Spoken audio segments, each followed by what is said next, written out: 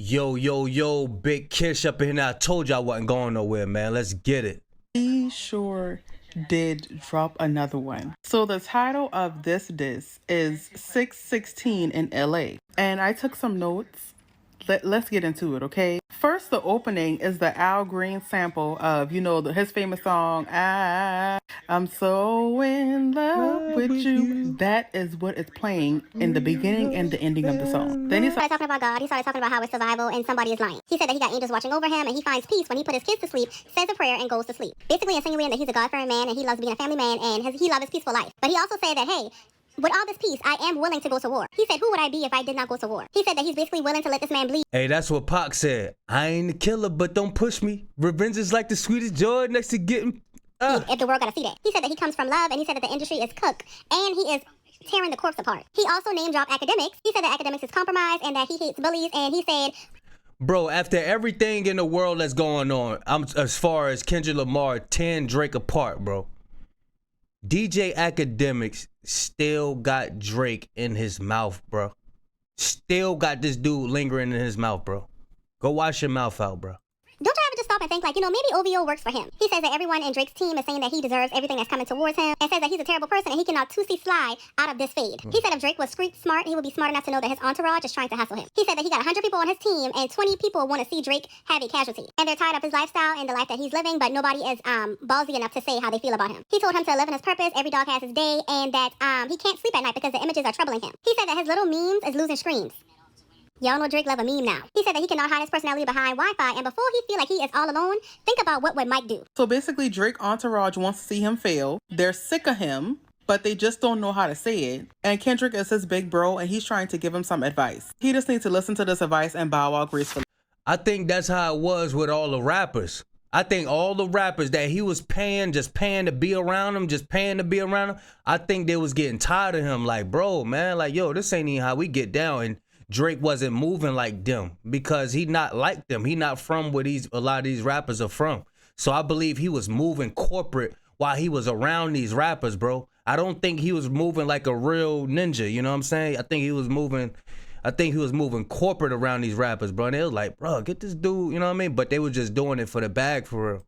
Not only did Kendrick Lamar call the song 616 in LA, timestamping it like how Drake does. Not only did he do Drake's flow, better than Drake does it. All right? I know Soulja Boy's got to feel vindicated because Soulja Boy was the original person being like, Drake stole my whole flow. Drake? That was me. And Kendrick said, hold up, Soulja. Sit tight. I got you. I'm going to do Drake's flow and better. I'm going to sun him on it. All right? Because 616, Canadian Father's Day. What? And then on top of that, he psychologically evaluated him. He said, hey, live in your purpose. I have never heard somebody say that menacingly. Hey, I don't know what you're doing right now, but live in that purpose. DJ Academics specifically. Live in your purpose. Stop glazing, baby. Drake fans, y'all are down. Y'all are down by 2 right now. Y'all gonna catch up? Y'all gonna catch up or no? A$AP Rocky. Drake took him on his first tour ever, but Drake noticed something. A$AP Rocky kept hanging out with this girl named Rihanna, and Drake really liked that girl named Rihanna. Fast forward years later, A$AP Rocky gets married to Rihanna and they have kids. Drake didn't like that very much. So Drake starts saying mean things about him and his wife, so he gets mad. Meet Ricky. He thought Drake was a little weird because of the whole Meek Mill situation and for the fact that Drake called for a cease and desist on a French Montana song behind the scenes. But Rick said, we're still friends. Rick Ross then features on Metro Boomin's new album, does not say anything about Drake, but Drake took it some type of way. So Drake invites Rick Ross's ex-girlfriend to his concert. Rick Ross doesn't like that very much, so he gets upset. Which brings us to Metro Boomin himself, who the man who kind of started this whole thing. See, Metro didn't really like Drake because Drake has always been weird in the industry. He thought it was a little strange that Drake was still getting awards for an album that nobody listened to, and Metro was not getting any awards for his album that everyone listened to. Bro, that's real, man. You got people in their basements, like people like Kanye West, Metro Boomin sitting up there making beats, spending hours and hours and hours on beats that everybody rock to. And you just come in the industry and you like, bro, I wouldn't like them neither, bro. All that work I just put in. Imagine you just worked at your job. Imagine you just worked at your job for 15 hours straight, right? And you got this lazy person who always clocking out, always going in the break room. he get all the credit for what you did, what you be doing. You be putting in all the work. You ain't even taking no breaks or nothing. Like, bro, man, you would be heated, bro. Drake said, screw you. Metro said, screw you back. Future didn't have no big problems with Drake, but he's very close with Metro Boomin, and he's been in the industry a long time. He knows. So he probably thought, I see where Metro's coming from, but it wasn't that deep for him. Drake didn't see it that way. Future, you chose your side. I don't care if you're talking about me or not on the album. Screw you too. Kendrick. What? This man said, okay, I'm gonna let y'all enjoy Drake's diss for just a little bit, but when I'm ready, I'm gonna drop it. And he dropped it. In this diss, he talked to his father, Drake, his mother, Adonis, his son, and his daughter. Drake, where's your daughter at? Where's she at, Drake? Because apparently you had another kid from the world. Why would you do that? And when I say Kendrick, you are a mastermind. The diss is called Meet the Grams, and we definitely meet them. And in the cover art, he puts a pharmacy package of Ozempic. Sir? This man Kendrick said grew facial hair because he understood being a beard just fit him better. Damn. Now, about Drake's daughter, should be teaching you times tables or watching Frozen with you, or at your 11th birthday singing poems with you. This girl's 11? Drake, where's your daughter? Y'all, when I say this is a good time for music, I'm telling y'all let me know how you feel about this. We gotta talk. I don't know how I'm going to feel in the morning, but in this moment, I feel like the rap beef should be over. That last Kendrick song was a lot, and as I'm sitting here and just feeling it out and thinking about it, it's like, that was serious. This is no longer fun. I feel like it's like, if you go past that, like if Drake does respond, and then Kendrick, like I feel like that's when it gets dangerous. Like we just got into a very real territory and allegation, both from Drake's song and Kendrick's drop. Like it's a lot, man. Aubrey and Kenny, I need you to go to your corner. I need you to go to your corner, okay? And I also need y'all to go to bed. 3 diss tracks one day. Are you serious? Let's start with this morning. Kenny drops a song. 616 in LA. Steals Drake's whole flow. Does it better. It's a whole 9 yards thing. 616. We spent so much time breaking down the title today. Yeah. I don't even think we broke down the song. We were just like, so many references in just the title. I gotta crack open my Bible. Then Drake comes out and he's like, your family doesn't like you.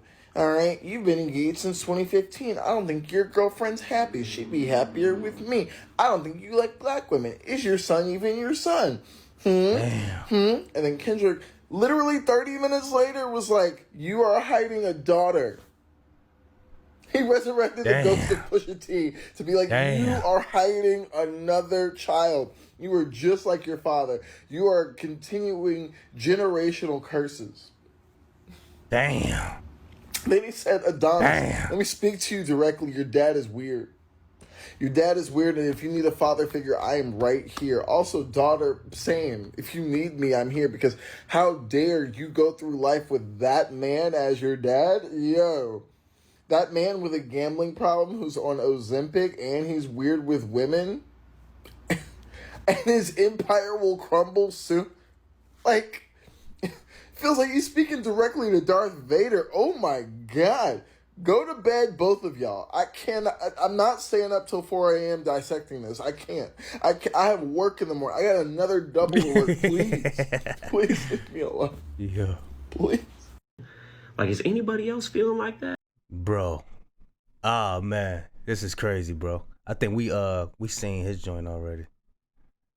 Yeah, we seen that one already. Let's get it. Other one, a 4th diss track. At this point, bring DJ Khaled in it, because I don't bring everybody who you did. I mean, you did bring everybody into it who needed had been brought into. This is why you don't mess with quiet people. If they say don't bother them, leave them the hell alone, because once they start, they never finna stop. Hey, that's a fact. Quiet people, they sitting and observing all the time. So you like, why you sitting up there having fun with your friends and doing whatever you want to do, you know what I'm saying?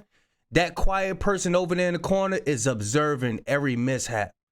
Observing everything, bro. So don't come at no quiet person. I'm telling you.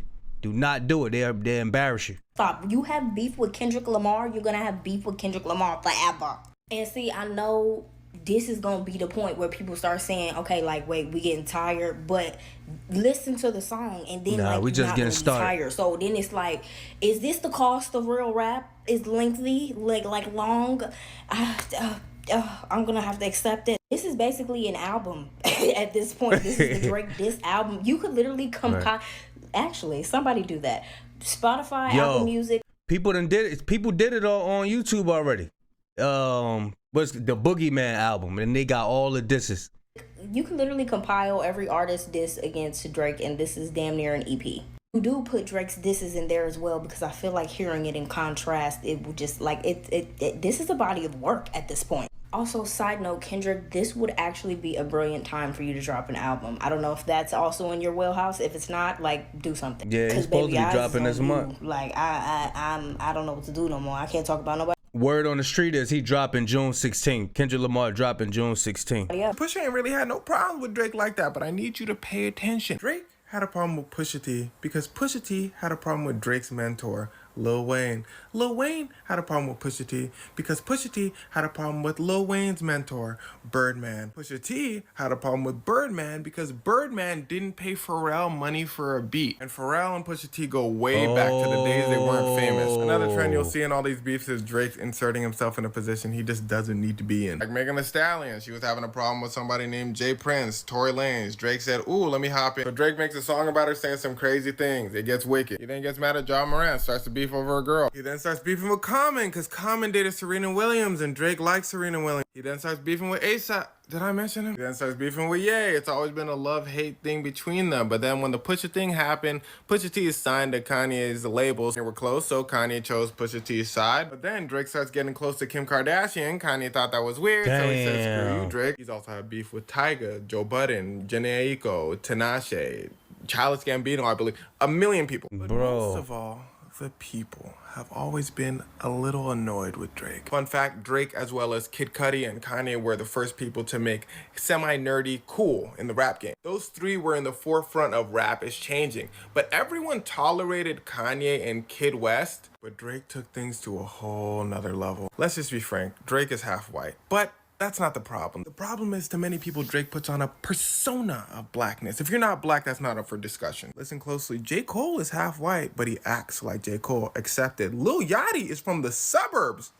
Acts like Lil Yachty. Accepted. So Drake being half white and being from the suburbs really has nothing to do with it. It's the fact that he pretends to be someone he's not that kind of annoys some people. It's the fact that many artists claim that he takes their songs. XXXTentacion is one of these people. This is why his whole crew OVO hates him, because they make music too. But apparently he takes all their songs and doesn't let them release any music. It's the ghostwriter claim. It's the fact that he's always messaging young women. It's the random petty stuff he does online. Now you may be asking yourself, has all this been going on for 15 years? Why would people still mess with Drake like that? Well, that's because he was making good music. The moment he stopped making very good music, the bubble that he'd been building for so many years was ready to pop. And then there's Kendrick Lamar. See, Drake took Kendrick on his first tour, the same one that he took A$AP Rocky on. But then Kendrick comes out with a song called Control. It's a Big Sean song as well. And Kendrick is throwing shots at everybody in the industry, but it's friendly competition. He said, I got love for you all. Everybody he named was cool with it. In fact, they said, if you got named in that Kendrick verse, that means you're a good rapper. Everyone except for Drake. You see, Drake took it the hardest. He took it very personal. Drake went to Kendrick, said, Kendrick, uh-huh. Drake said, why would you say you got love for me, but then say you want to take the rap crown from me? I would like an apology. Kendrick said, okay, I'm sorry that you took it the hardest. In fact, I hate you, and I've always hated you. You know why? Because you're weird. I don't like your morals. I never wanted to say anything. But it turns out I just found out that I'm a little weird as well. So, let's talk about it. Drake said, fine, we finna see who the craziest. Kendrick said, you don't want to do that. You don't want to do that. You don't want to do that. You don't want to do that. Drake did it. Well, that's why we're here now. Damn, bro. Hey, that was a good breakdown. Y'all let me know how y'all feel about that breakdown, bro. He broke it down real good because, yo, Birdman was always known for not paying people, bro. That's why him and Lil Wayne going through that crap right now, bro. But yeah, like, comment, subscribe. Big Kish signing out. I'm gone.